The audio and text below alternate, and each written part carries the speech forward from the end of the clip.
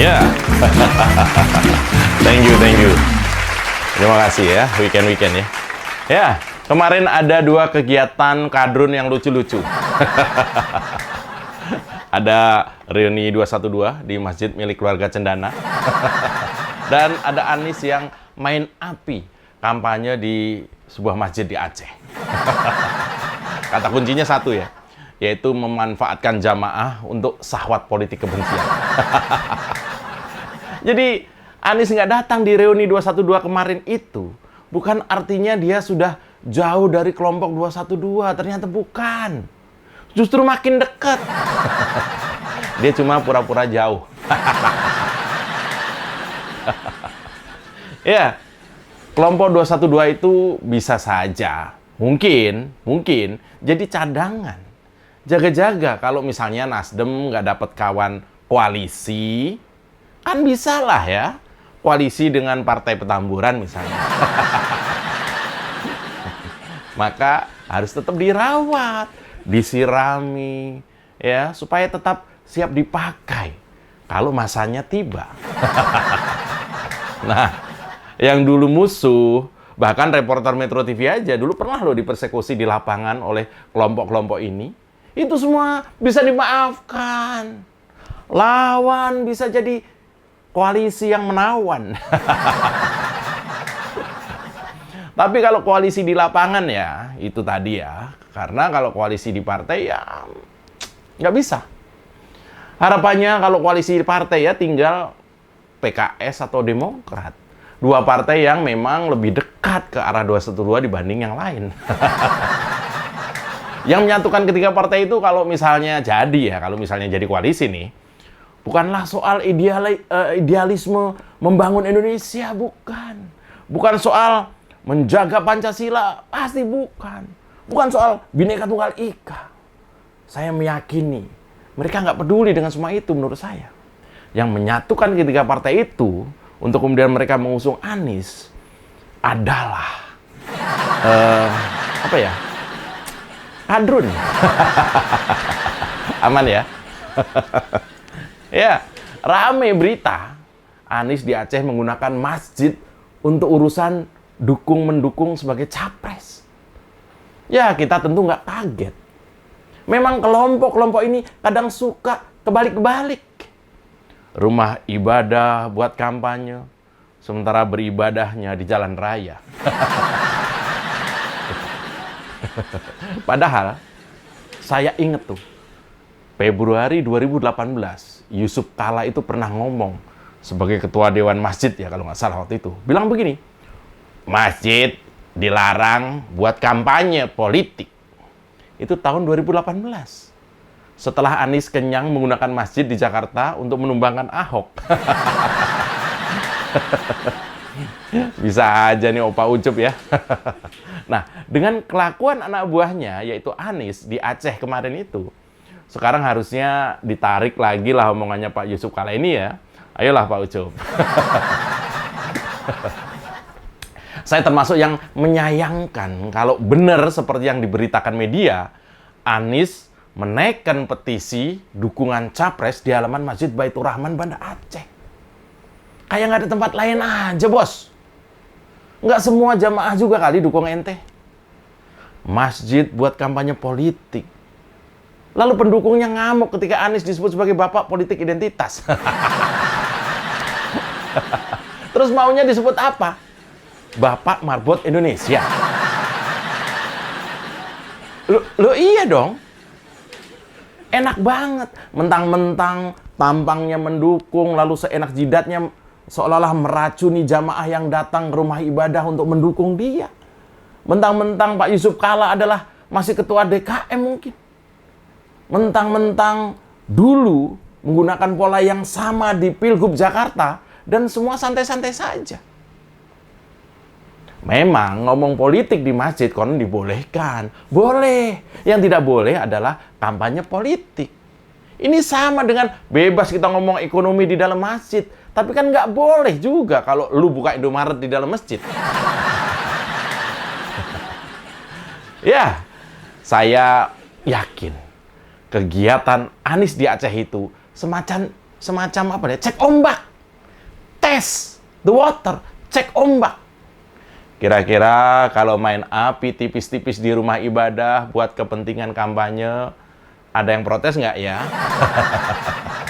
Kira-kira kalau di copy paste cara-cara menjijikkan Pilgub Jakarta ke beberapa daerah, ada yang marah nggak ya?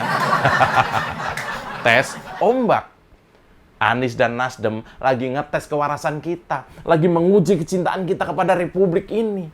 Kalau yang terjadi di Jakarta dulu saja, karena ulah Anies, sudah sangat membuat kita terpecah belah. Nggak cuma di Jakarta lagi, tapi hampir di seluruh wilayah Indonesia. Apalagi kalau misalnya sampai digunakan cara politik kebencian yang sama ke seluruh wilayah Indonesia. Dari masjid ke masjid, apalagi ada indikasi banyak masjid sekarang yang dikuasai para Wahabis misalnya. Oh ya, bahkan seorang Raja Dangdut Rhoma Irama saja pernah mengeluh masjid yang dia bangun, masjid miliknya, mendadak dikuasai orang-orang yang entah dari mana. Bahkan berbeda paham agama dengan Pak Rajang Dangdut ini. Dan menurut Bang Rhoma, mereka adalah golongan Wahabis yang jelas-jelas anti Pancasila, anti budaya kita. Atau lebih parah, mereka anti Indonesia. Doyan memasarkan faham khilafah. Nah, jadi politik identitas saja sepertinya nggak cukup buat Anies. Apakah Anies benar-benar sedang mengembangkan politik kebencian? Bahkan ada rektor ya, namanya Musni Umar. Kemarin bilang di sosial medianya begini.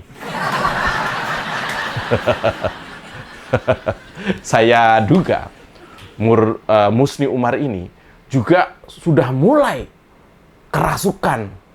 Tapi dia bukan politik identitas ya, karena kayak gitu tadi. Ini politik identitas. Nah, pilkada gubernur paling brutal di sepanjang sejarah pilgub di Indonesia, yaitu ketika Anies berusaha mengalahkan Ahok dengan berbagai cara.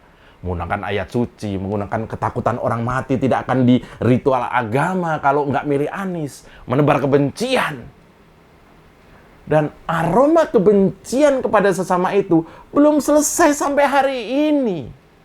Bahkan ketika Ahok yang bagi saya, dia adalah pahlawan kebinekaan, karena pengorbanannya yang nggak kira-kira itu akhirnya membukakan mata kita, kaum waras ini, bahwa demi kekuasaan orang bisa sedemikian buta terhadap kerukunan Indonesia. Kalau misalnya Anies dan tim kampanyenya ditenggarai sudah buta arti persatuan dan kebinekaan, maka kita yang harus tetap melek. Kita yang harus tetap konsisten membela keberagaman kita. Keragaman adalah kekuatan Indonesia, coy. Jangan serahkan masa depan Indonesia ke orang-orang yang memanfaatkan agama untuk syahwat berkuasa. Dari kejadian kemarin di Aceh, akhirnya kita tahu bahwa politik identitas itu nyandu, bikin ketagihan. Kenapa? Yang pertama, Anies punya modal tampang yang memang bisa jadi modal besar untuk dijadikan komoditi politik identitas. Maka nggak heran kalau dia dijuluki bapak politik identitas oleh publik, atau bahkan bapak politik kebencian mungkin. Berikutnya adalah Anies ini lemah, bahkan sangat lemah di soal-soal manajemen atau teknis mengurus sebuah wilayah. Nggak punya kemampuan yang rigid, visioner, atau bahkan kata budayawan Muhammad Sobari, Kang Sobari, Anies itu cuma berpendidikan tapi bukan intelektual. Yang berikutnya adalah semua kebijakan saat Anies jadi gubernur yang nggak begitu berguna itu. Hampir semua kebijakannya pasti berujung dibongkar atau diubah.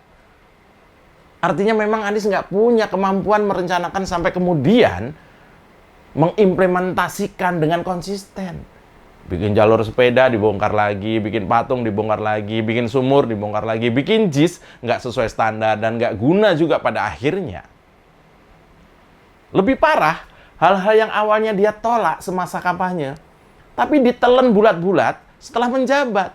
Hal-hal yang dia anti saat kampanye, lalu dia laksanakan saat jadi gubernur. Satu-satunya yang konsisten Anies jalankan adalah inkonsistensi.